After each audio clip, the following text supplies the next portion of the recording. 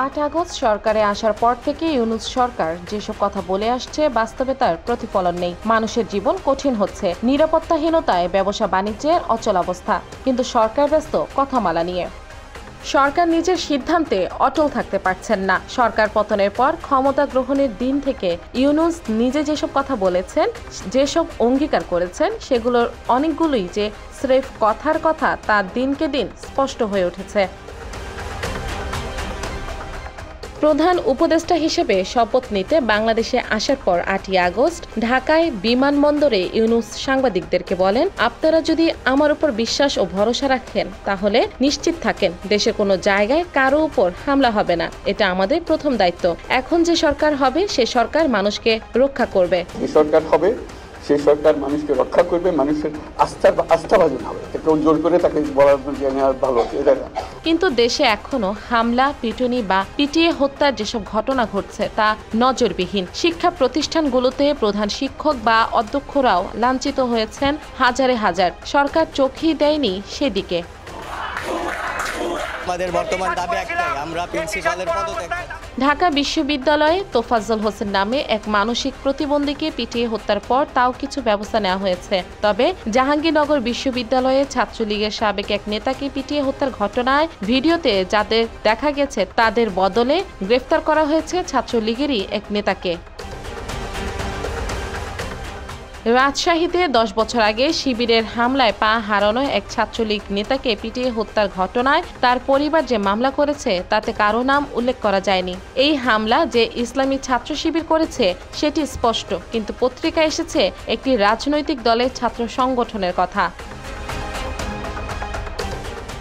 ঢাকার পাশে নারায়ণগঞ্জে আওয়ামী লীগের সাবেক মন্ত্রী গোলাম দস্তগীর গাজীর বিশাল দুটি কারখানা লুটপাট করে আগুনে পুড়িয়ে দেওয়া হয়েছে। সেখানে পুড়ে পড়েছে ২০০ বা ৩০০ বা ৪০০ মানুষ, কিন্তু সরকারের কোনো ভ্রুক্ষেপ নেই।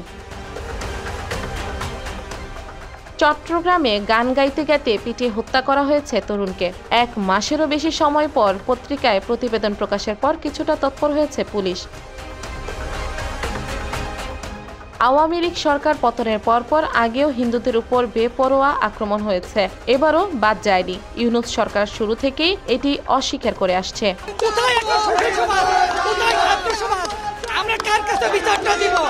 আমাদের হিন্দুরা কোটা আন্দোলন করেছে, সরকার পতন ঘটাইছে, এইসব দেখার জন্য না। এর মধ্যে ১৩ই আগস্ট ঢাকার ঢাকেশ্বরী মন্দিরে গিয়ে ইউনূস হিন্দুদেরকেই পরামর্শ দেন। তিনি বলেন, আপনি যত কিছুই বলেন একটা ক্ষোভ করতে আরম্ভ করবেন, তারা মজা পেয়ে যাবে। ওই মজার খেলাতে আমাদেরকে আর নিয়ে যায়েন না। আমরা এসেছি এক মানুষ এক অধিকার, এর মধ্যে কোনো পার্থক্য করা যাবে না। করতে পারলাম কি পারলাম না সেটা পরে বিচার করেন, যদি না পারি আমাদেরকে দোষ দিয়েন। এমন বাংলাদেশ আমরা করতে চাচ্ছি যেটা আমরা এক পরিবার, এটি হলো মূল জিনিস। এরপরই ১৯ আগস্ট ইউনূসের সঙ্গে দেখা করেন সংখ্যালঘু অধিকার আন্দোলন নামে একটি সংগঠন। তারা সংখ্যালঘু কমিশন গঠনের দাবি জানায়। প্রধান উপদেষ্টার প্রেস উইং থেকে জানানো হয়, দাবির প্রেক্ষিতে অধ্যাপক ইউনূস তাদের আশ্বস্ত করেন। তবে এরপর ৫ সপ্তাহেও সংখ্যালঘু সম্প্রদায়ের উপর আক্রমণ ঠেকাতে সরকার কোনো বিশেষ উদ্যোগ নেয়নি। কথিত সরকারে ৬টি কমিশন গঠন করা হলেও সংখ্যালঘু কমিশন করেননি ইউনূস। আমাদেরকে বলছে যে তোমরা কোরআন শরীফের এর মধ্যে রংপুরে একটি স্কুলে হিন্দু মেয়েদেরকে জোর কোরআন শরীফ পড়াতে বাধ্য করার অভিযোগ এসেছে।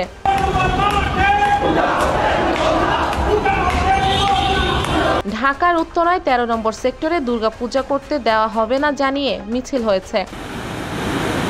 ইউনূস সরকারের জন্য বড় ধাক্কা, উত্তর, পূর্ব ও পূর্বাঞ্চলের ১১ জেলায় বন্যা। এই বন্যা হানা দেওয়ার ৩ দিনের মাথায় প্রথম উপদেষ্টাদের নিয়ে বসেন ইউনূস। এরপর ২৪ আগস্ট ৪৪টি এনজিওকে নিয়ে বৈঠক করেন তিনি। সেই বৈঠকে ১,০০০ কোটি টাকার একটি তহবিল গঠনের সিদ্ধান্ত হয়ে বলে পত্রপত্রিকায় আসে।